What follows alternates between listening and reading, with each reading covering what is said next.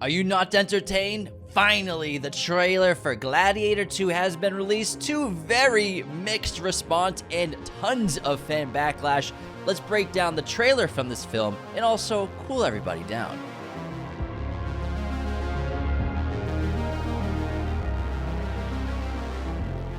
What's up, movie friends? Welcome back to Raiders of the Lost Podcast, the ultimate film and TV podcast. And we're here to break down Gladiator 2, both the trailer as well as everything we know so far about the upcoming Ridley Scott film.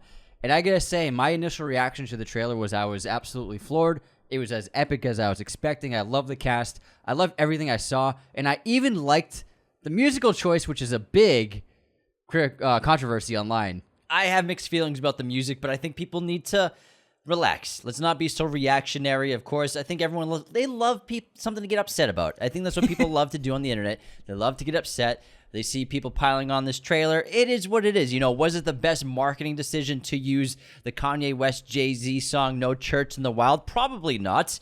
But let's go back in time to when Gladiator came out. There was a Super Bowl trailer that featured Kid Rock's "Ba with Baba." Ba with the ba, da bang, da bang, diggy, diggy. With intercut with football tackles and scenes from football games, like movie clips from football games. So it probably wasn't the best marketing decision, as well as I'm sure whoever's headline that got fired. And what were you thinking, Bob? The problem with it for me is it's a distraction from how good the trailer looked. Yeah. Because when I saw the trailer, and you all know it's one of our favorite movies, top 3 of mine all time. Maximus is my favorite character. And this was a movie when we first found out there was a sequel being made. We were both, I think, negative about it. We were like, I don't want to. Do we really need to do this? Yeah. But within a couple weeks, I talked myself into it. And I've been #1 fan ever since. So excited about this film. And I think for me, the trailer has proved that, to me personally, that we didn't need this movie. You know, it justified the movie. It looks fucking awesome. It looks bigger. It looks bolder. Maybe the screenplay won't be as tight or as legendary or timeless as the last one, but it looks really great. The performances look awesome. Pedro Pascal looks terrific in this film. So does Joseph Quinn. What's his name? Paul Mescal. Paul Mescal, the star. The star, Paul Mescal. And looks great as Denzel. Lucius. Denzel Washington in ancient Rome. It looks incredible. Plus, we have rhinoceroses in the gladiatorial combat arena, as well as we Sharks. We have naval battles and armada battles inside the Colosseum, as well as at war. What do you want, people? What do you want? You're so upset about the music choice from a trailer. Everyone needs to chill the fuck out. I don't love the musical choice, but I didn't care about it either. They're going to release another trailer, and it's probably going to be the Hans Zimmer themes, and we'll probably hear more dramatic themes as well as the familiar ones. And also, the first minute and a half of the trailer is no music. There's music, but it's not the song. It's not the Kanye Jay-Z it's song. dramatic music for the first for minute a minute and a half. Yeah. It's orchestral music. And it's really once it gets going with the supercut, then we get that track. And I mean, I think it really worked. And the thing is, I am not walking into this film expecting it to be better than Gladiator. I don't think that's possible. But I'm going to walk into this film, and I'm going to be anticipating this film, hoping that it's entertaining and really big and huge. And we love historical fiction. We love ancient Rome. We love giant battles. It has so many things that I love about spectacle filmmaking, especially historical filmmaking. And the ancient epics are kind of a dying breed of film. And Ridley Scott's really the only guy that can really get these kinds of films made, which means we got to keep going to these kinds of films, and we got to be supportive of them, or eventually they'll just stop making historical epics. And we don't want that because it's such a great genre. And there's so many new things that we saw, so many new flourishes. Obviously, there are going to be archetypes in terms of character roles, but it looks like a really interesting and intriguing setup for the second film. And I want to break down bit by bit the trailer, as well as who's behind the film, who else is working on it. I think the first thing we should say is the biggest major change from this film to the last film is Hans Zimmer was not involved in the music For this one. Yeah, for the new one. so he declined to do the music for this film, and I think it's because he said of the bad reception he had for the Lion King remake, and he got a lot of backlash for making. And people said it wasn't as good as the first one. Well, I pulled a couple quotes if you'd like to hear them. What do you So, say? Henry Gregson Williams is actually doing the score. He used to be an assistant of Hans's, and Hans recommend him highly. So, why Hans isn't doing it? He opted not to return because, like Anthony said, the Lion King remake was a challenging experience. To quote him, it's really very simple. I've done that world, and I think I did it well. And all I do is set myself up for either trying to repeat myself, which I don't want to do, or getting slaughtered by critics who say you didn't do it as well as you did it the first time. We have a Gladiator fight in Dune Part 2, right? We have a Gladiator fight in Gladiator, obviously, but they couldn't be more different. I like the idea of moving on and not getting compared to my own work one way or the other. I'd had enough of that, doing 3 Batman movies, 4 Pirates of the Caribbean movies, or I think it's completely undisciplined. It wouldn't have mattered if I had written the most amazing score because the music in the first film sticks in people's hearts. Harry and I have spoken about it. He feels the old score barking at his heels a bit, so he's on his A game. I'm disappointed that Hans isn't returning. I understand his perspective. It's not like he's doing it back to back like he did Doom Part 2 and we'll do Dune Messiah. Where he just kind of never stopped writing that. It's been 24 years. So I understand his perspective. For 200 years! Let us make them remember. Zion, we are not afraid.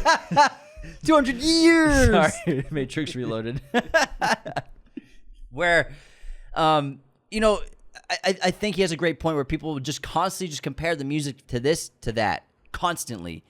And even though Ridley's coming back for the film, we have the same cinematographer as well, which is really amazing. Cool, John Matheson. But I get why Hans isn't doing it. Also, he's a very busy guy.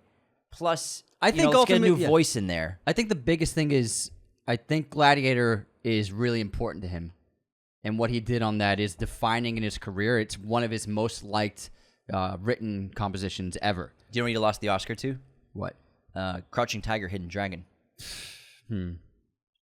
Well, it's one of the most listened to scores in film score history. Yeah, for sure. And I think that the music for Gladiator is a reason why it is so elevated. He just brought so much power to that film, and it's so iconic. And I understand and I respect that he doesn't want to touch it again, and he wants to leave it be. Because you're right.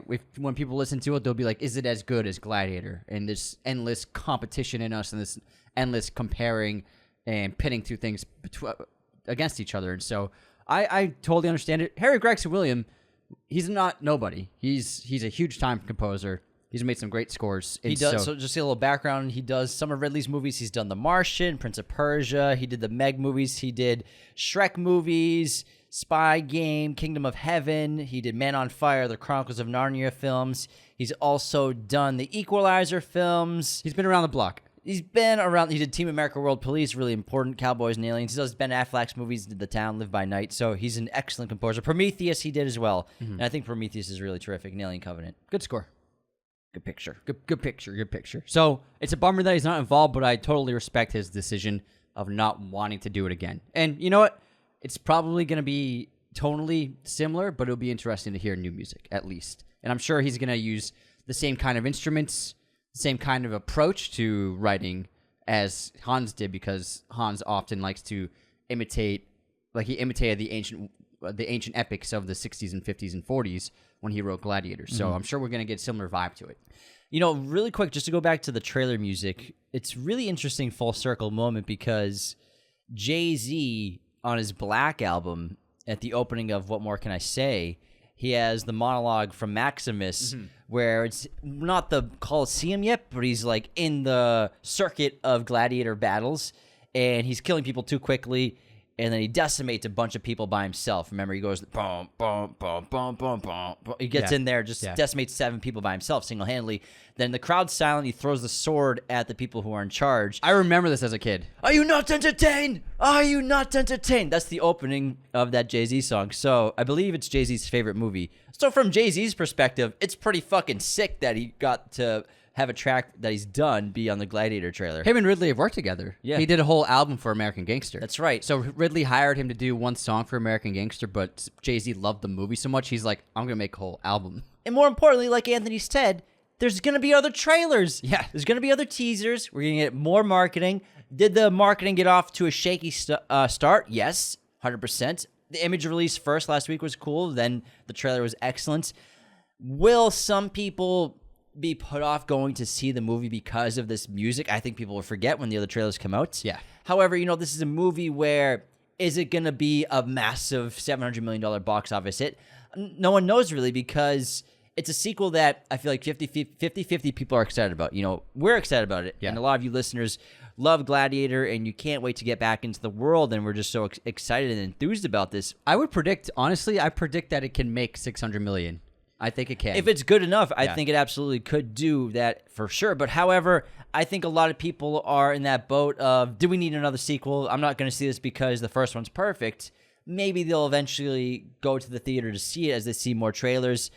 But as of July 10th, the trailer has amassed millions and millions of views. Mm-hmm. And specifically, the Paramount YouTube channel trailer, which they released the first one, the official one on their account, it had over 11 million as of July 10th. And it got 14 million right now. Yeah, so 14 million right now, but I'm talking about on July 10th. Mm-hmm. So as of July 10th, they had received 98,000 likes. However, they had over 100,000 dislikes. So people are pissed off. And I think it's because they looked to the comments section and went, oh, I have to get angry about this too. I think that online internet culture feeds off of rage. And I think some people just went into it too. And I think if the internet wasn't as bad as it was, the trailer would have been fine. Maybe a couple of people I did love the trailer music, but it's all take a chill pill. This is going to be one of the coolest movies we've seen in years. We're going to ancient Rome again. Armada battles. Joseph Quinn as a co-emperor who's on fire right now. Pedro Pascal as a general who's going to fight in the gladiatorial ring. Paul Mescal as Lucius, young Lucius from Gladiator. It's going to be sick, and Denzel Washington as one of the leads of this film. Can everyone just get excited? What do you want? What more do you want, people? And again, like I said, there's no other director that would get this pulled off. Yeah, no other director could get this a giant ancient Rome epic made again right now. It's not going to happen. Maybe Nolan. If Nolan wanted to do it, yeah, but I don't see him pursuing ancient period pieces. Ridley Scott loves that shit. He loves historical fiction. Loves period. Yeah, he eats it up. Yeah. Now I know Nolan just did Oppenheimer, but ancient. Ridley's done ancient a bunch, and really nobody does it better living right now. Now I want to talk about a couple of things that people are a little curious about. First of all, Lucius's character. Let's get into it. There's so much confusion online about Lucius's character because he says a line to Denzel's character. I don't remember my parents. I don't have a family. Thank you for bringing this up. Yeah. So the exact quote is, and I wrote it down somewhere. Don't know. Where were you born? Denzel asked him. He says, don't know. Never knew a mother nor a father. So a lot of people are confused, like they said, about what this means. How does he even remember being a kid with his mother, Lucia? Yeah, a lot of people are like saying, are they rewriting it? Are they changing it? I think it's pretty easy to discern that Lucius is clearly lying. And I'm guessing that he's been lying about his identity from when he left Rome. I'm guessing that after Maximus's death, Lucius, unhappy with Rome and not wanting to take part in that culture and that society anymore, he probably booked it and took off and rejected it.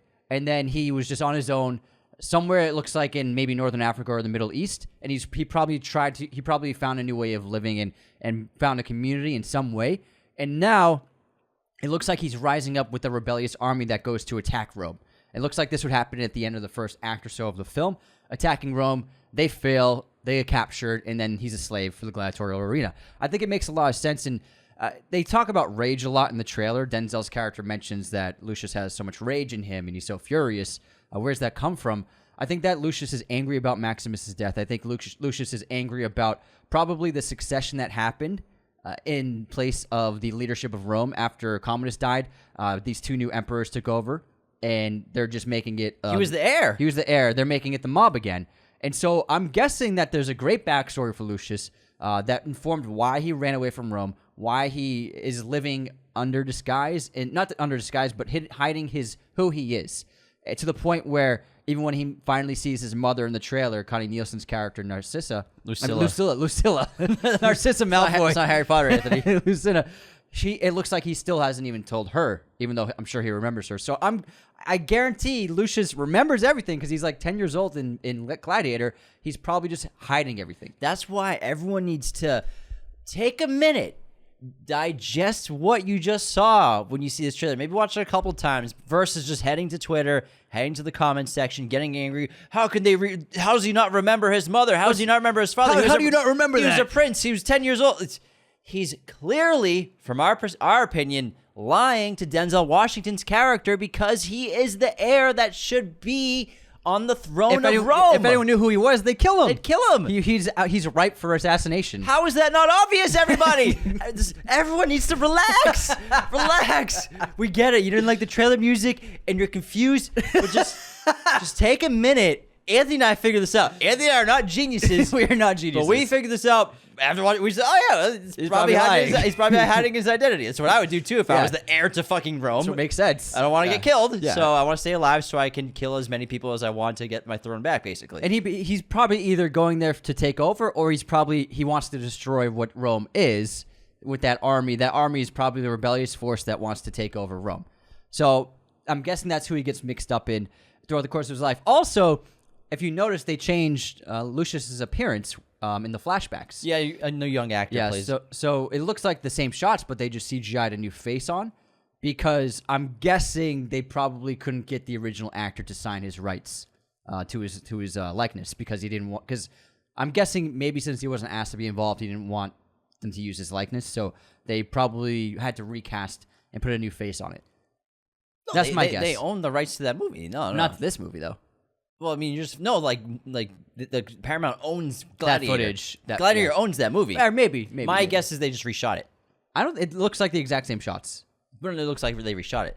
No, They probably did both. There's probably flashback sequences that are in the trailer. Yeah, probably. And because why would But I don't think it's like, oh, he wouldn't let us use his likeness. He signed a fucking contract 25 years ago to do that movie. Yeah, but not this movie. Paramount owns it. It's Paramount owns the movie. Every frame of Gladiator, Paramount owns. No, I understand. They own it. I understand. They could print his face on toilet paper and wipe their asses with it. But this is a different film. I know. Yeah. Who's making it?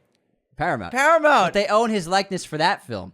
They own the likeness from the movie. No, they own the likeness for that film. So I'm guessing that's my guess, that they probably couldn't get him to sign on, so they changed the likeness. Because why else would they change it? I think that they just shot new stuff. So that's why they filled in a new actor? Yeah. That's actually a good point. I think the first act's probably going to be what happened to Lucius after Maximus died. What happened to Lucilla after Commodus dies, where she was supposed to... Maximus dies as well, so Yes. we can assume that Lucilla was supposedly with Gracchus, who's also in this film as well, was going to carry out the deed that Marcus Aurelius left with Yes. Maximus to do, Yes. of giving the power back to the people. However, we can assume that some new emperors, the Geta and his brother... Geta and his brother... Gator. Gator and his brother. Gator, don't play that fool. Or some other emperors, because it's 25 years later, so yeah. they'd be too old. Probably their dad or something. So, so I'll get into Geta and his brother. So their father probably took over. Yes. And then the three of them ruled probably for a little while until their father died. Now the brothers rule, not twins, they're brothers who rule. Yes. So my guess is Lucilla was usurped. Yeah. And probably demoted. They kept her alive, I'm sure. But maybe my guess is they tried to kill Lucius, but Lucius ran away. That's a great point. And I actually rescind my theory. Yeah. And I agree. They probably did film a lot of young Lucius for this film, and so they had to change the face for the old flashbacks. You know Moses? Yeah. That's this movie. Oh, the Moses story. That's Moses. Like It's that. Moses' story. That's Yeah. what I'm calling right now. Yeah. They tried to kill Lucius because he was heir. He's the male heir to the throne. I like it. Now that Commodus is dead, and Lucilla is probably going to hold the throne until he's old enough. Yes. So they probably want to kill Lucius. Oh, I like it. That's what I think. I like That's it. What, it makes That sense sounds to me. good. That's what I would do. Yeah, sounds good to me. Go Moses with it, man. He's going to come part the sea with blood on the gladiatorial arena floor. I'm fucking juiced now, man. I can't wait now. Yeah, so that's what makes sense to me. And they're probably Yeah. filming a bunch of stuff, or they film scenes of a flashback to see what happened. Yeah. because they have to answer that right away. I'm so silly that I thought that. Me too. I agree. That was a dumb thing. When you were saying it, I'm like so dumb. I was like, that's ridiculous, man. Why would I say that? I don't know, but you say things. But anyways, Paul Mescal looks awesome in the role. I like how he obviously put on some muscle mass. He looks athletic as hell. Great beard and great look. And I like how he didn't get like super absolutely shredded, yoked, sort of like a lot of actors do when they play roles like this. Cutting, you mean? Yeah, I think Kit Harington's an awesome actor and he's great. But when he did that, Pompeii movie, the dude had like a 12-pack. It's not really accurate to what gladiators really were like, especially back then. You know, they're eating a lot of carbs, they're eating a lot of wheats, they're eating lots of Alfredo pasta. But they're carbo loading. Gladiators had insanely high caloric diets. Yeah, you know, because they had to keep they're eating cheap food, but mass quantities. So they weren't shredded; they were big and strong. Mescal looks big and strong. He also, that's why I love Russell Crowe's performance in Aesthetic and Gladiator. He's not shredded out of his mind; just looks like a strong guy and a warrior. Yeah, it does. I mean, really, you saw that look when it came to art. When it came to sculpture and painting and drawing, where artists would create the epitome and the full potential of the human body and godlike figures. Whereas it's not like the gladiators they looked like those statues. And we'll have a couple, like the guy from the German one in the last one. Yeah, exactly. Like that guy was huge, but it doesn't make sense to have like vein popping, super cut, ripped guys as gladiators. And I think that's one of the reasons why Gladiator works so well, especially with the leads, and then why it definitely looks accurate. Obviously, Mescal got big, but he's not huge and he's not insanely cut. He looks very believable. And again, that's something that takes you out of it with films like Pompeii, where it's just like he just looks like he's been on a intermittent fasting diet. Looks like a Calvin Klein model. Yeah, exactly. Look great, but it doesn't really fit what we're going for. Yeah, I think the look for Lucius is fantastic. I think Paul Mescal is going to destroy this role. He was also cast in thanks because of his role in Normal People. Ridley Scott doesn't watch that many TV shows, but he actually sat down and watched Normal People a few years ago. And then he's like, I think that's the guy I'm going to cast as Lucius. So then he got a meeting with Paul Mescal, which probably from that perspective was not hard to do because you're Ridley Scott. And so they did a 20 to 30-minute Zoom call.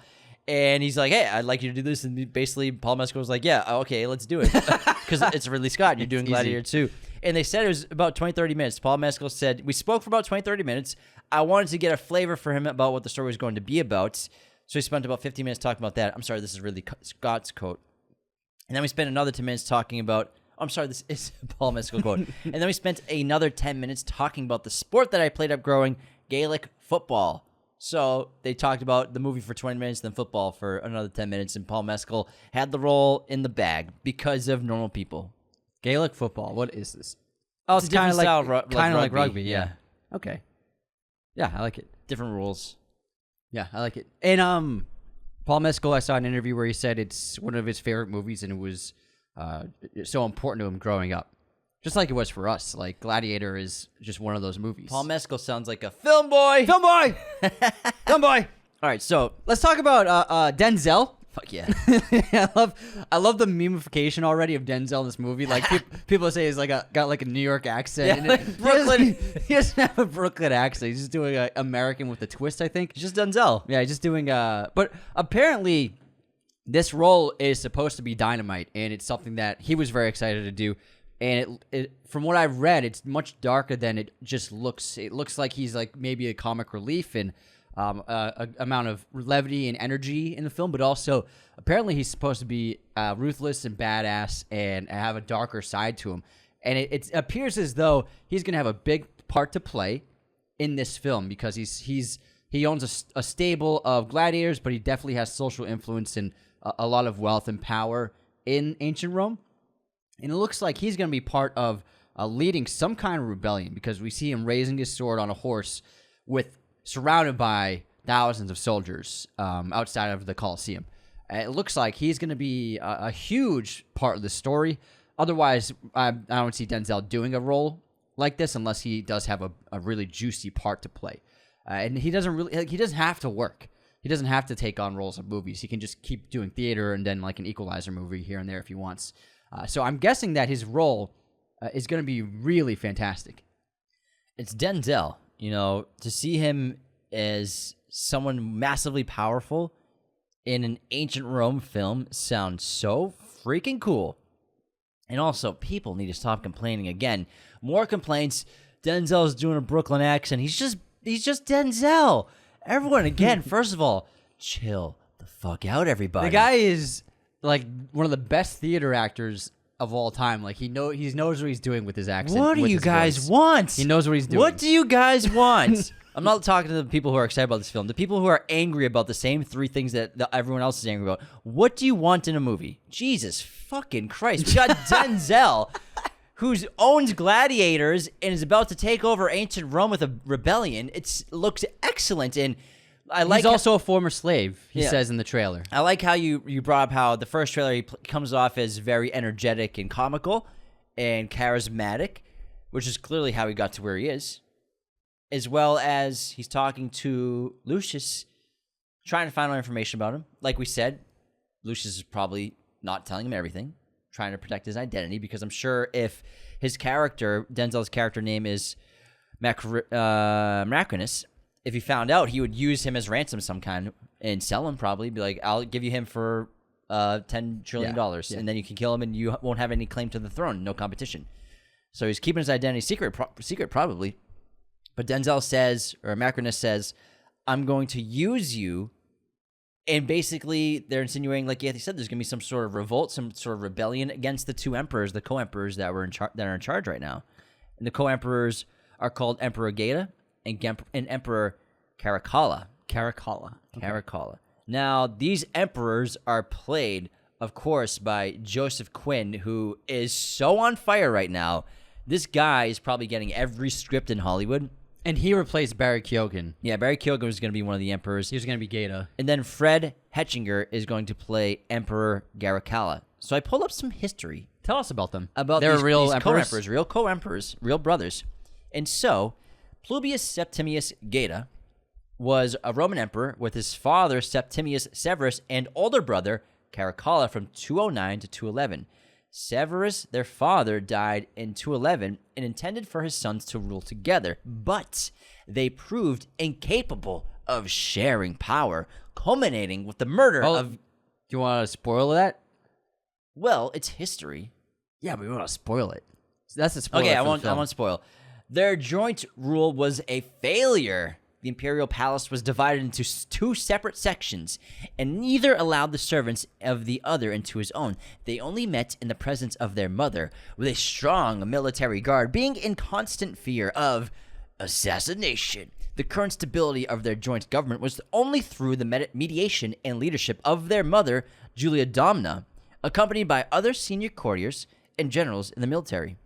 So it seems like what happened in real life is a little different than what's going on here. Yeah. But I think we might be right about their father, Severus, was probably the guy who took over Rome after Maximus died. Yeah. Where it's just Lucilla and Lucius who are heir to the thrones, both of them.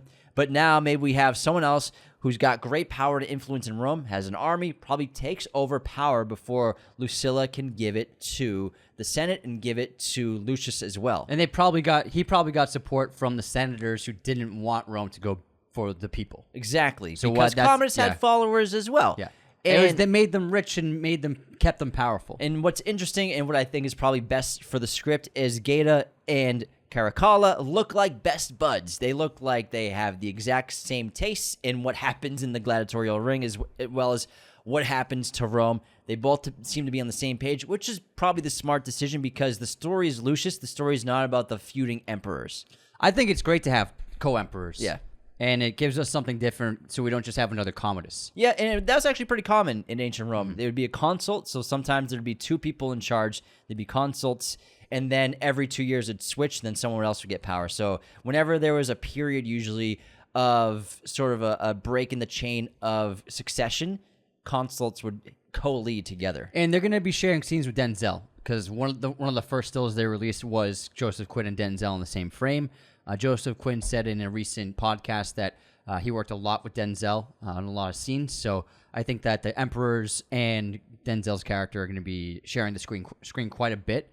So I'm looking forward to that. Fucking Joseph Quinn, man. This guy is on fire because Crushing Quiet it. Place Day One was so excellent. And he's great in it. And he can pick any movie he wants. Joseph Quinn can do. He's probably the hottest star in Hollywood. So hot right now. He chose Fantastic Four, probably a really good decision going forward. Gladiator and A Quiet Place Day One. I mean, Gladiator. You're working with Denzel every day. What a fucking role, man. This guy's he's killing it. He's on fire, and he's terrific. Yeah. He's so terrific in A Quiet Place Day One. He looks insanely entertaining in this movie. He sort of has a flair for vulgarity and fucking, what am I trying to say? Just death and blood and entertainment like Commodus had. But he's not doing a Commodus impression. Yeah. But they probably had the same tastes in what happens. Well, I think that I think it was common for emperors to love the arena because Rome loved the arena. Rome loved the Colosseum. Like, that was their entertainment. And it was common it was a common practice of, like, the average person in Rome's day. They would go to the baths in the morning, and you could hear the first sets of Gladiator or Colosseum events in the distance, and you hear people screaming and echoing, and then that person, I'm planning to go to the Colosseum later today to see whatever. There were always things happening at the Colosseum, whether they be executions, whether they be battles, or what have you. The entertainment of the Colosseum was, in a way, a big epicenter for the city. And so it would make sense for the people who basically ran the show to enjoy it, just like the people enjoyed it. So I think that it makes sense, especially when you have an antagonist as the emperor, to make them someone who is vile in a lot of ways, because the culture in some ways was very vile, and you need that. It wouldn't make sense to have the emperor be like, oh, I can't stand this violence. It's like, no, they're the ones running the Colosseum, so of course they would enjoy the entertainment on display. And speaking of entertainment, like I said, what more do you people want? We have Armada battles in the Colosseum going on. How are people not freaking out about this? I think it's amazing. Something we've never really quite seen in a movie of this scale before. Sure, documentaries, we've seen kind of things sort of like this or reenactments, but on the scale of a $150 million movie with the greatest production you could do in Hollywood, we have Armada battles in the Colosseum. It looks absolutely sensational, ship versus ship. Paul Mescal is Lucius on one of the ships, sort of leading the charge. He's obviously very similar to Maximus. He probably isn't a general, I'm guessing. But he definitely pulls a lot of the attributes that Maximus had because he admired him. And he says some of Maximus's lines, and he probably uses... Strength and honor. Strength and honor. Uses Maximus's incredible, strongest characteristics and embellished them on himself. Great leadership. Bravery. Courage through modesty. Fear. And the battles look so grand, and we've barely seen anything. Oh, yeah. I mean, we've been told that this movie has one of the biggest action set pieces ever put on film. And it's probably not the Armada battle. It's probably what looks like to be a sea battle on a wall of a city. But let's stay with the Armada battle because we're already there. I just think it's so exciting. And we got sharks. There is a shark attack. So they put water in the Colosseum, and then they put some sharks in there. So we're going to see something we've never thought we would ever see in an ancient Rome epic, in that sharks attacking gladiators. But let's complain about the trailer music some more. Jay-Z doesn't really fit for this. And what more do you want, people? Sharks in the Colosseum. And it's so cool to see the mastery of water in the ancient Roman Empire, because that's something that was never really shown in Gladiator. And other ancient epics set in Rome often showcased water, whether it be people's homes or whatever. Same with Greece. Yeah, Greece as well. And the sewer systems of Rome were the cutting edge of technology, and they were the first major city to ever use water from hundreds of miles away. No, Greece was. Greece was? Greece. Yeah. Okay. They built the aqueducts plumbing first. Rome had the more intricate plumbing. Better plumbing, more yeah. intricate plumbing. Greece did aqueducts, though. But the aqueducts are fascinating. I mean, mountains from hundreds of miles away, and it would be one aqueduct from the mountain to the city, and they would be angled at like the slightest half-inch degree to keep a downward slope for hundreds of miles. And actually, a lot of the aqueducts, you don't see the entire lines because a lot of them were underground. They would cut through valleys and they would cut over valleys, and then they would dig into the earth to so most of the aqueducts of ancient Rome were underground tunnels that they built for hundreds of miles into the city with precision. The genius and the brilliance of the engineering and construction of so many facets of ancient Rome is just incredible, and their water mastery is really what helped them grow so large. And this is an example of they have plumbing in the Colosseum. The water is flowing in from these pipes on the walls of the Colosseum structure and pouring in like a pool. And it's great to see that, because I think water was the only thing that was missing in the first Gladiator film. Not that we wanted it, but it was just like, when you think about it, they could have done a little bit more with water. So it's really cool to see that on display in this trailer. Yeah, it's a great point. The water looks incredible, obviously, in the Colosseum, but then we have this massive battle. Not sure what city it is, whether it's Rome or it's some other city. It's probably Carthage. I'm guessing it could be Carthage because of the rivalry between them. And it was on the water. Could be, it could be Sicily. Who knows? This could be anywhere, somewhere in the Mediterranean. Carthage, Sicily, where a lot of wars and a lot of battles were fought over the millennia. And it seems like Paul Mescal is leading this attack on this city wall, because I would say he's not leading, but he's in there. Well, he's a general. Mescal's a general? I'm sorry, I meant Pedro Pascal. Pedro Pascal. Sorry, Pedro Pascal seems like he's leading the attack on the city. He's at the top of one of the ships in the front. That's heading towards the walls. And obviously, he seems to... It looks like a similar plot line of, the Gladiator. Obviously, we're going to see similarities between Gladiator and this film. Yes. And I think it's important now to understand that it's because, history often repeats itself. So I'm not going to look at it as like, oh, they copied the scene from Gladiator, welcoming a general from battle coming home from ancient Rome. That's what they did whenever you came home from battle. Yeah. You were treated like a king, like an They were the emperor. rock stars. They were. They were the celebrities. Everyone came out and cheered for them. And so Pedro Pascal's character, whose name, like earlier I said, was he is a Marcus general. Acacius. General Marcus Acacius? He's a general. Uh-huh. He seems like he's coming back from winning a battle. My assumption is this is going to be the opening battle of the movie, this massive armada attack on a city wall, which could be, we're guessing, Carthage or somewhere in Sicily, where many battles were fought on the Mediterranean. I think it'll be epic. I think it's going to be awesome. And I would say it'll happen. It looks like it'll happen early in the film, but I wouldn't say it's the opening. But I think that the opening might be with Lucius. But I think we'll get this battle early in the film, because we need to have an awareness of who Lucius is before he even takes place in this battle. Another complaint that I've been seeing on the internet, yes, more complaints about this amazing-looking trailer, is that people are complaining that they saw the whole movie in the trailer. I think people are saying that because at the very end of the trailer, we have Lucius fighting Marcus, played by Pedro Pascal, in the gladiatorial ring. And in the trailer, Lucius he's about to cut off Marcus's head. Nope, incorrect. Is he? It's a different person. Oh, it's a different person? It's a ginger-haired guy. So even I'm wrong. It's not even Pedro I'm Pascal. wrong. So anyways, but still people saying they saw the whole trailer and the whole movie. How do you fucking know? How do you know? It's not a 90-minute movie. It's probably 2.5, I bet. I think people need to, again, chill out. Chill the fuck out. What more do you want? I think that Pedro Pascal's character is going to be really great in this film, and it seems as though he obviously is a highly decorated warrior and soldier and leader, and one of the most famous people in Rome. Welcomed, obviously. It's obviously reminiscent of when Commodus returned from when he was visiting his father when Marcus Aurelius passed away, and being welcomed into Rome as the new emperor. It's such a great part of that film, and we're getting something similar with Pedro Pascal's character. I'm guessing either two things happen to make him fight in the Gladiator arena, because in this trailer, he's fighting 4 guys by himself, and then there's another scene where he's fighting Lucius. That could take place within the same day. Maybe it's back-to-back fights, but I wonder, why is Pedro Pascal's character, the general, fighting 4 soldiers in a Gladiator arena? Is he being punished? Has he been arrested for a crime, and this is his punishment to try and survive a fight with? And these aren't gladiator soldiers. Like, these are actual, looks like big time heavy duty Roman soldiers that he's up against by himself, squaring up with. So, and then he's fighting against Lucius.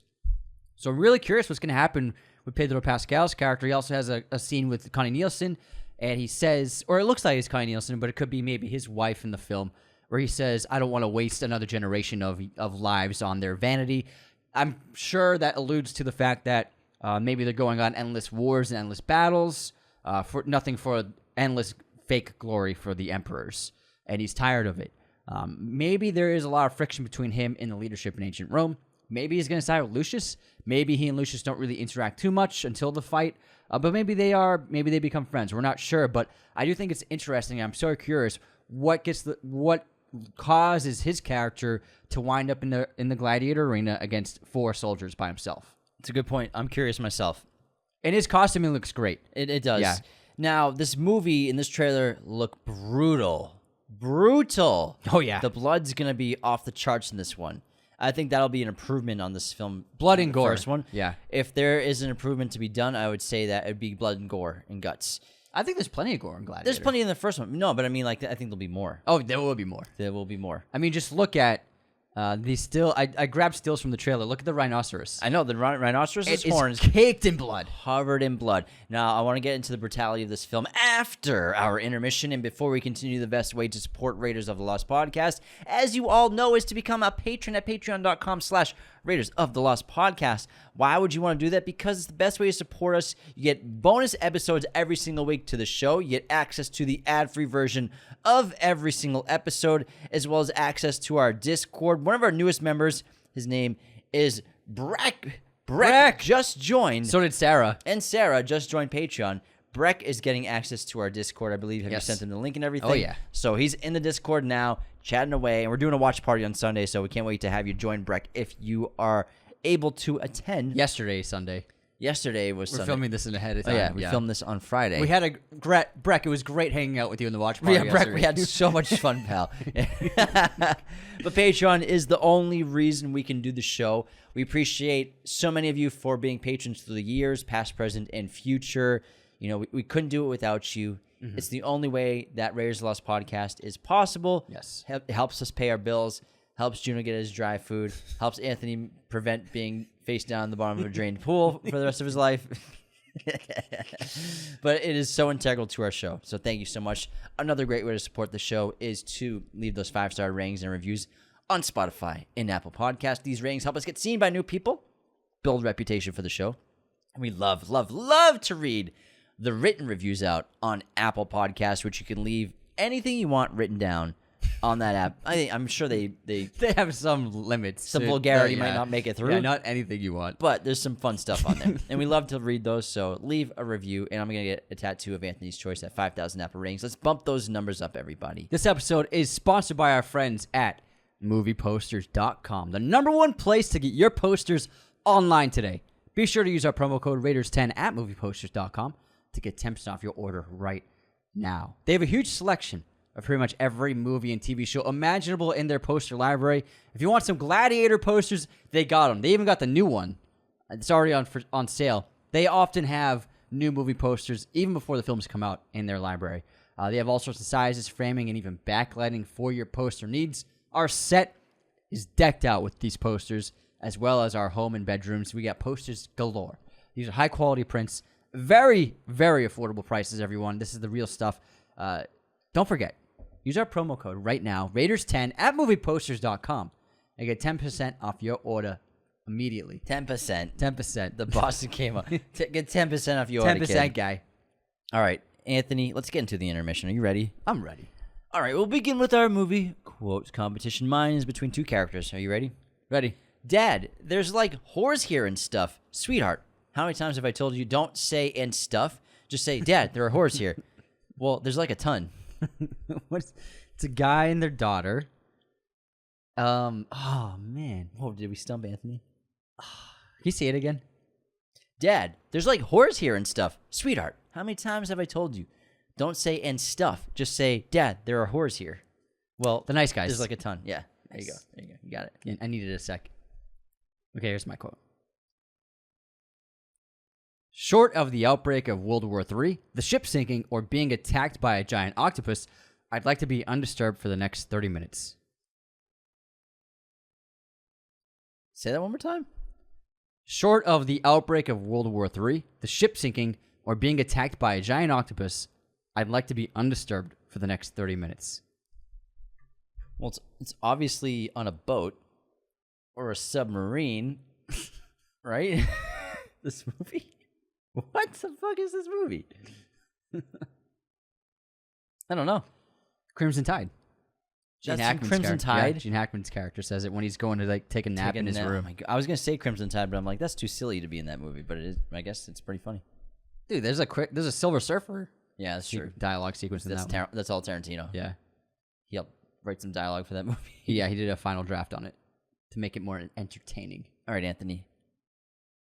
Guess this movie release year. Mm-hmm. Noah. 2000 and... Let me say 2011. 14. Oh, damn. That was an odd one. This is pretty cool. It was cool. It was pretty cool. cool. It was all right. It was all right. Rock people. Yeah, the rock people threw me off. But I hey. wanna rock, rock. Imagine if they came out to that song. No, they came out to My name is Ken. Bow with the bada bang the bang diggy diggy diggy said the boogie. Go said, back "Oh, and watch drop the Gladiator trailer with the Kid Rock song in it, everybody, and it will chill you out. They also intercut football games, real football games. Just marketing, guys. Not you guys, but everyone complaining online. All right. What year did Ricochet come out? 1993. 91. Damn. Nice try. Almost. Pop quiz time. Yes. Anthony and listeners, what is the name of Cliff's dog in Once Upon a Time in Hollywood? Brandy. Brandy's correct. Yes. Hell yeah. Good question. Good job. I'm stuck in my trailer voice. Yeah. You sound like Keanu. I am an FBI agent. I can't describe how I'm feeling. Who directed the Manchurian Candidate remake? It wasn't Ridley Scott. Is that your question? Is that your answer? Or? No, it's not. It's not. It's not Ridley Scott. Who did direct this? Rob Reiner? No. The Manchurian It was Kid Rock. No, Kanye directed this movie. Fuck. I feel like I'm going to be pissed off when I can give you a hint. Sure. Think about the cinematography and where the characters are looking in this film. Cool. Well, I haven't seen this movie in like 13 years. Okay, so I'll that give you a more specific hint. doesn't. The characters. Oh, Jonathan Demme. Yes. Yeah. Yes. Why? Because they look directly off lens or right in lens. Into lens. Yeah. Yes. Yes. See, it did help. It did help. Anthony. You're welcome. Thank you. Do we have any haters this week? Haters. They got some haterade out there because people are thirsty. Gotta quench their thirst with some rage. Okay, first up.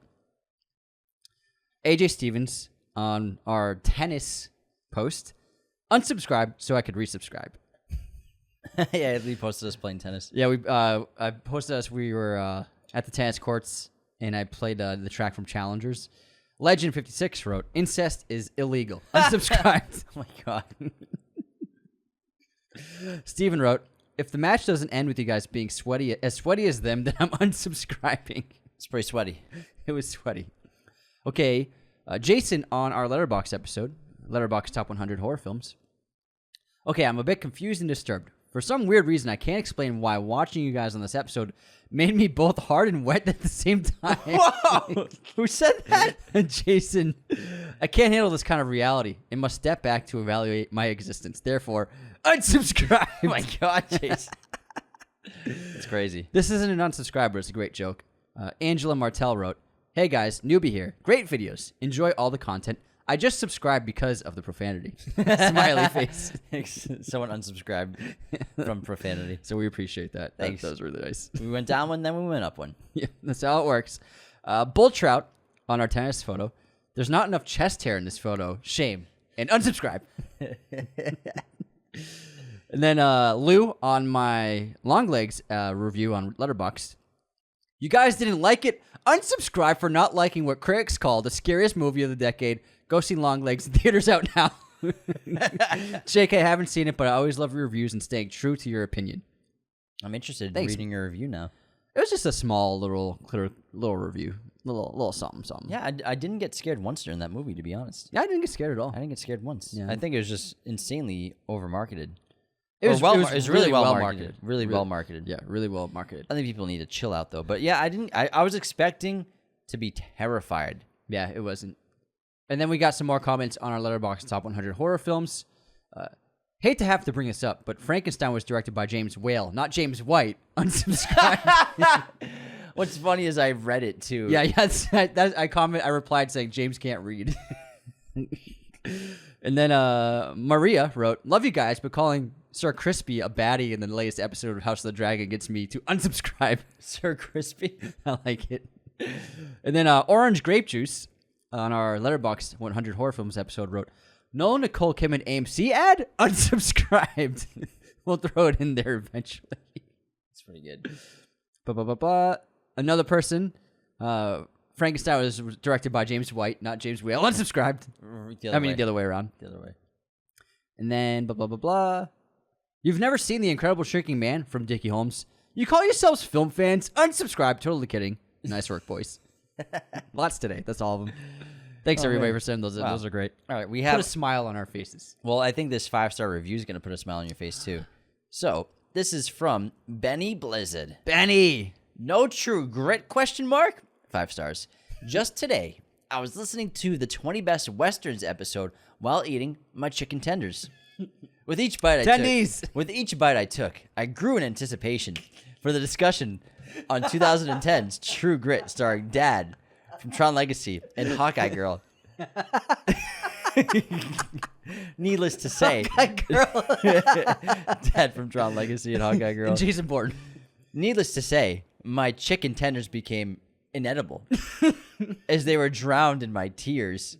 True Grit's omission from this list has ruined both my meal and my day. Unsubscribed. That might be the best review ever. That's hilarious.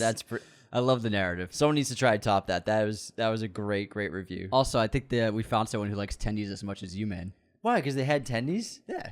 Anthony, people like chicken tenders. I've seen you eat chicken tenders before. I've seen you enjoy them.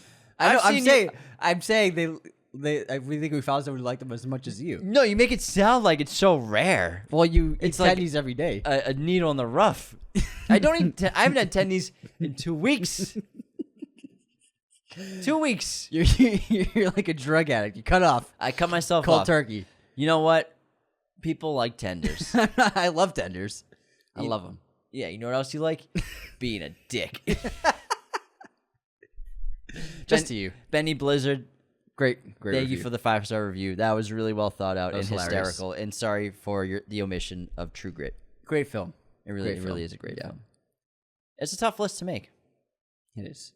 But I hope that the next time you make chicken tenders and you're listening to us, we don't have a film omission that drowns your food in tears. We'll do a whole True Grit episode, and you better eat a whole bag of tenders when you listen to it. All right, Anthony, what is your streaming recommendation for this episode? Ricochet, great early Denzel film. It's on Max. Highly recommend checking it out. It is a fantastic movie. Yeah, he started being a leading man around that time. Great good. thriller. Great mystery. Very suspenseful. Yes, very. That movie's scarier than Long Legs. That movie is scary. John Lithgow is scarier than Longlegs. I will attest to that. Yeah. He is a great villain in that movie. All right, He's also scarier in Blowout. He's in Dexter. He's a great character. Great actor. Let's get back into our episode on Gladiator, and we left off talking about the rhinoceros horn. Oh my God. Covered in blood. This scene looks awesome. Obviously, in Gladiator, we had the phenomenal sequence of tigers in the arena. Clearly, we can't get a real rhinoceros into set, so they opted for what is obviously CGI, but it still looks really good. Looks great. And it looks like a gladiator on the back of a rhinoceros going against Paul Mescal and 5 or 6 other gladiators. Mm-hmm. It looks fucking sick. And Mescal, as Lucius, is sort of giving, information about what we should do. Follow my lead. Basically, don't be a bitch. Let's go. Try not to die. But clearly they all get killed because later in the trailer, it's just him versus the rhinoceros by himself. and he cleverly distracts it with some dust in the air, and still gets hit, but sideways like 50 feet away, which was so cool. So it looks like he's about to take down a rhinoceros by himself. And the rhinoceros is covered in blood. So it's going to be impaling dudes left and right, it looks like. It could have been marmalade. You think it was strawberry marmalade? Possibly. It looks like fresh blood to me. Possibly. But at the end of the day, the barbarity and I think the gore in this movie is going to be so exceptional and so terrific. I think that scene is going to be something that's going to be shocking for audiences, something people are going to be talking about. Because they didn't even show it, what the rhino does to them. Yeah. They just showed the blood on his face and horn, and I'm like, oh my God, I can't wait to see what it did. I'd like to go back to Emperors Gaeta and Caracalla again. Let's go back, man. So we talked about how Marcus looks like he wins a big battle, maybe wins a war, and is welcomed back as a hero at Rome. You mean Pedro's character, Marcus? Yeah, Marcus. Yeah, gotcha. And because they're all in white, white and gold. And Marcus is wearing white and gold as well. But then our emperors, they have white capes, but then they have gold gladiator wardrobe on. Tunics and chest plates made of gold. So clearly they both have a taste of maybe worshiping gladiators. They probably love gladiator fights. They might be big fans of gladiators as well and just of combat in general. But clearly they don't look like they have training. Maybe they're they want to be gladiators. They fancy themselves as fighters, but really they're not. But I like how their characters are dressed in all gold. Commodus, he fancied himself sort of a gladiator. In real life, the historical accounts that Emperor Commodus would actually go into the arena and fight. They were staged fights. He would never lose. But he fancied himself a gladiator. He trained a lot, and he trained in that film. And in the film, the film version, the fictional version of Commodus, he's a great trained fighter, too. He takes on 5 guys in the training exercise outside, and, he's clearly pretty skilled. Not as skilled as Maximus one-on-one, obviously. He has to uneven the scales. Yes. But these 2 emperors look like they are not fighters. We're not going to get Emperor in the gladiator arena, I think is what you're saying. But I love the wardrobe of them dressed in all gold gladiator attire. I don't think that's gladiator attire. I think that's military attire. Well, I guess military attire, sure. Yeah. It just reminds me of gladiators. It looks like what like Maximus wears in Gladiator. Yeah, but it's got like the those skirts. I think that's just because Pascal's wearing the same thing but white. I think it's true. I would say it's not gladiator attire, but just military General attire. warrior. Yeah, exactly. But they're not warriors. They're not so warriors. So it kind of gets the same point across. And Gaeta's playing with a sword. I'm guessing that Marcus gifted him his sword from the victory, and that's what he's playing with. I would say that Gaeta probably doesn't have a sword. Like Commodus carried a sword around. He's playing with it when he's with the Senate in that scene, spinning it and putting it on his shoulder and stuff. And so I think that Commodus always had this thing of he wishes that he were many things. Commodus wished that he was as wise as his father and as brave as Maximus, and as great of a warrior and leader as Maximus, but he never had any of their qualities. But I think he likes to pretend that he does. And so I think that we're getting emperors that are different from Commodus. And they might have, I doubt they're going to have a tragic backstory and bad emotional turmoil that led to something like patricide. So I think Commodus was a extremely filled with despair and self-hatred.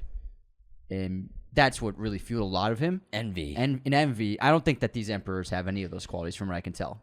But I think there will be a rivalry between the brothers. I think, just based off the first trailer and images, I think that there isn't going to be a rivalry. I think that Gaeta is clearly going to be the more powerful, dominant brother. Mm-hmm. He's taller than me. he's quite taller than Caracalla. Fred Hetchinger looks like he's about 5'6", 5'7". Yeah. Whereas Joseph Quinn looks about 5'10", maybe 5'11". So there's quite a height difference between the two of them. I think that's obviously done on purpose. And I think that's done on purpose to show that one brother's probably more dominant than the other.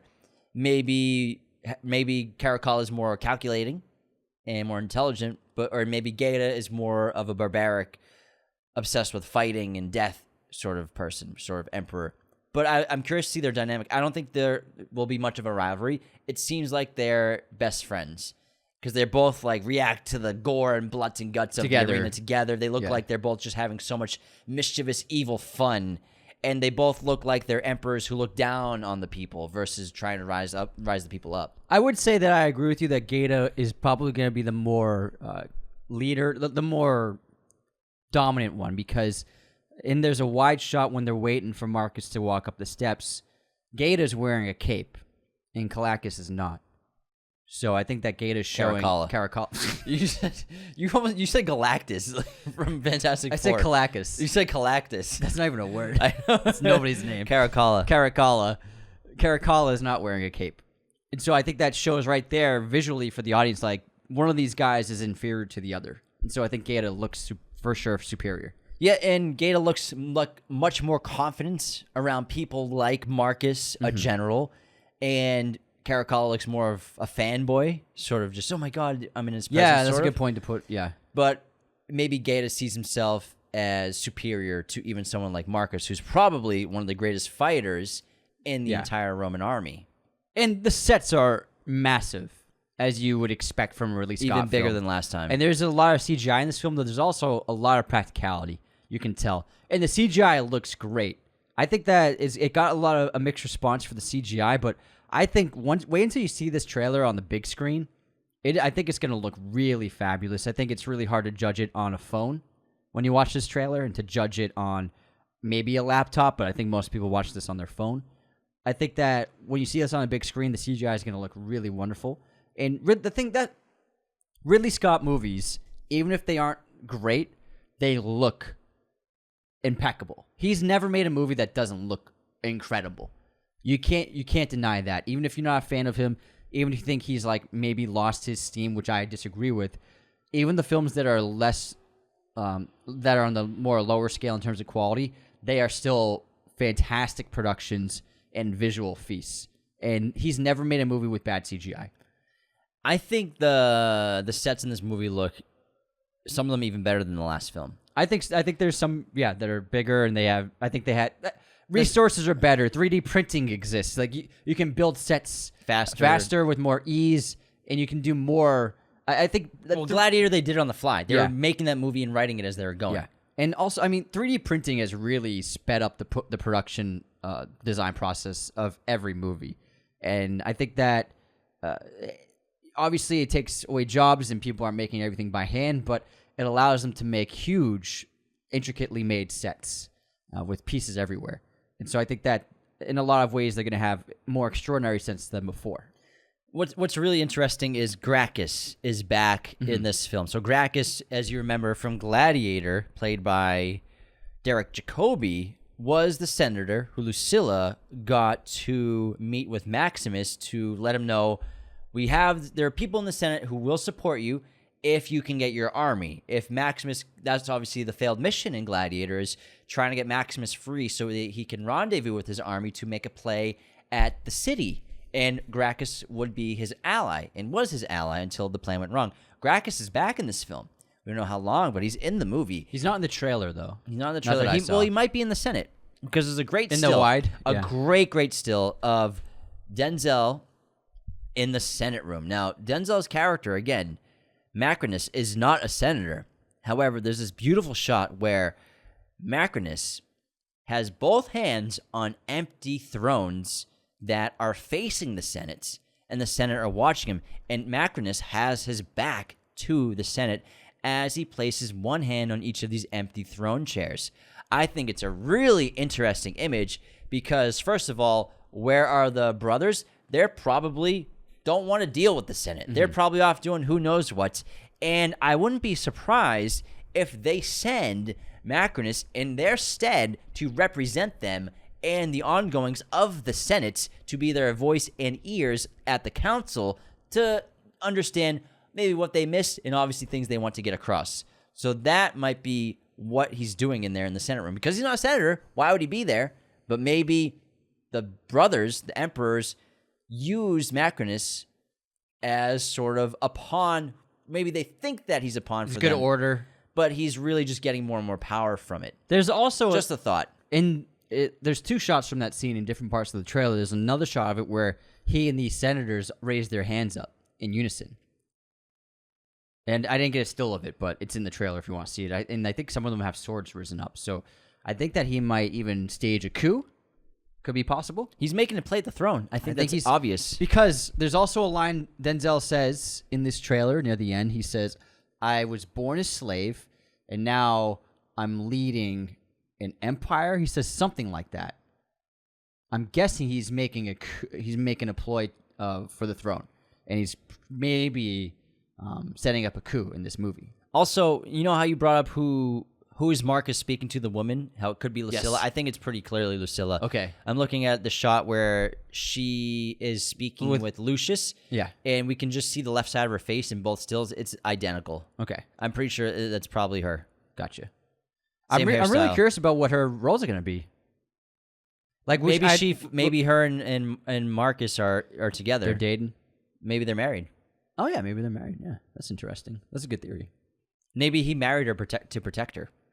Oh yeah, maybe. I think I see Marcus as a very heroic figure in this movie. Yeah, I see him just from the trailer and just from the stills. but that line he says, he doesn't want to let any more of his young men die. I see Marcus, yes, as a hero, and I think that the Emperor's probably turn on him and send him to the wolves in the Gladiator arena. Ooh, I like and he that. lasts as long as he can possibly. I see him as a character that, maybe doesn't die at the hands of Lucius, but maybe joins forces with Lucius, and maybe they lead a role. Because I think, remember my prediction months and months ago where I said maybe this could be a Spartacus kind of movie where the gladiators revolt and rebel and escape and fight with maybe a private army. Because in ancient Rome, if you had an army, as they talk about in the first film, you could be quite influential, especially if you have an army. You can get power, and you can even make plays at power and to challenge the throne. If you have an army behind you, you can take over if you want. That's why Commodus ordered Maximus to be killed. Yes. Because once he rejected him as leader, he was the biggest risk to him. Biggest threat because he commands an army. Yeah. And they're loyal to him. So, and you can pay for armies. You can pay for soldiers. So a lot of very wealthy people in ancient Rome and ancient cultures like this Sell swords. Yeah, they owned armies. They had entire armies from that they paid On for. salary. Exactly. Yeah, it was a job.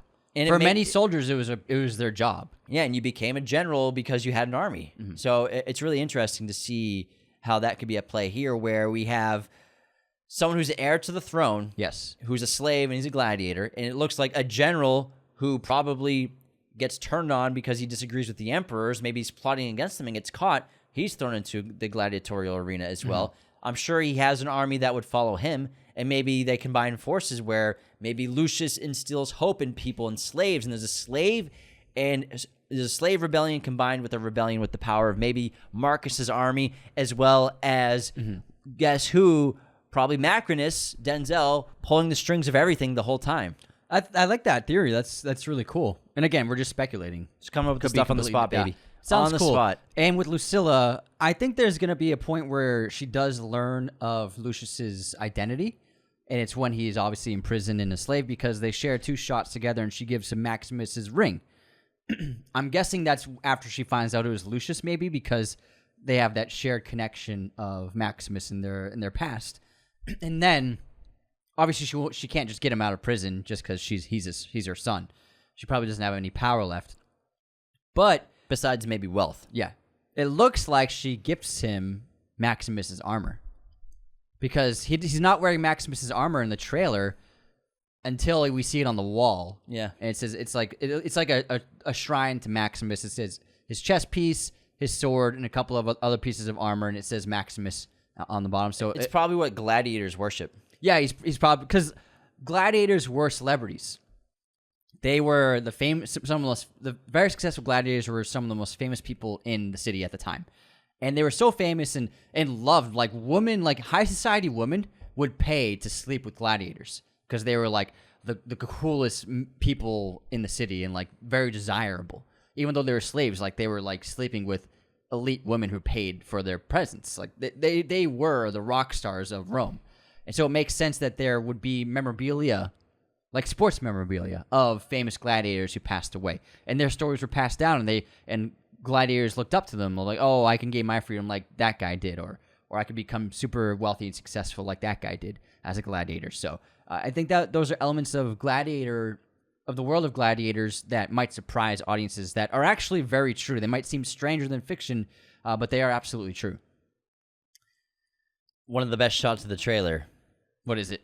It's Lucius looking like he's going off to battle by himself. Oh, yeah. In the arena, running up the stairs. Yes. Running up the stairs just like Maximus did. Oh, yeah. It's one of the best shots of the film.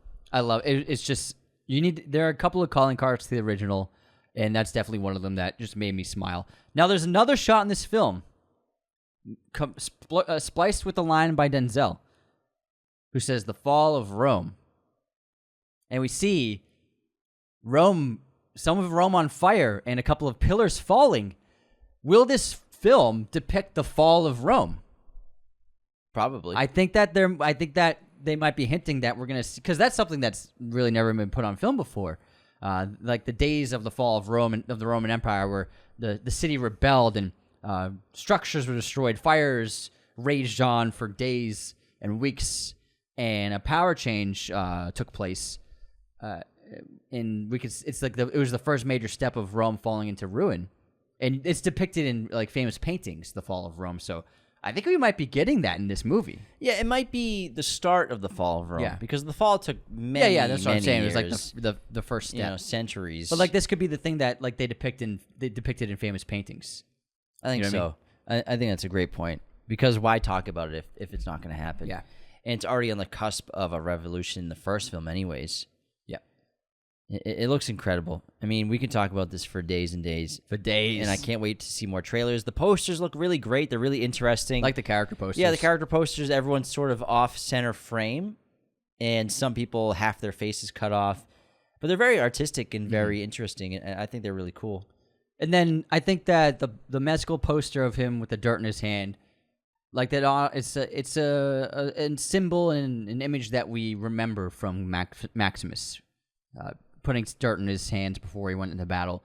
I doubt we're going to get a wheat hand shot. I don't want a hand in the wheat shot. I don't want anything like that. But maybe we'll get something similar in terms of like the afterlife. Who knows? But I think that this trailer, for me, was surprising in a lot of ways and lived up to my hopes and expectations. I do feel like it's going to be a great film. I think that with this cast involved, it's just too impressive of a visual feast already. I think that we are in store for something that's going to surprise us. And I think that we're in store for a big show. And I just love ancient epics.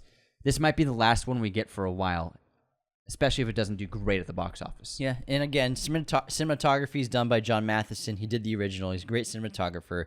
The original screenplay of Gladiator was penned by David Franzoni, John Logan, and William Nicholson. This film is done by David Scarpa, and he's known for projects like The Day the Earth Stood Still, The Man in the High Castle, as well as All the Money in the World and Napoleon. The story was done by Peter Craig. And just a quick little synopsis to sign you off in this film. The plot synopsis for Gladiator 2.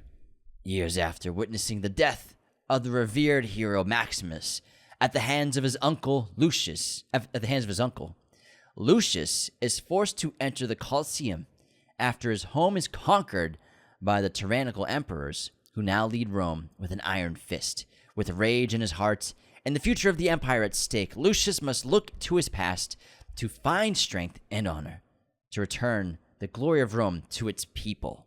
Let's go! He also loses what looks like a lover in battle. Yeah.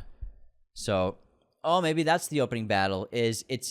I got it. Ready? Yeah. The opening battle, with the Armada battle, is Lucius's city where he lives now with his wife, and it gets attacked and sacked.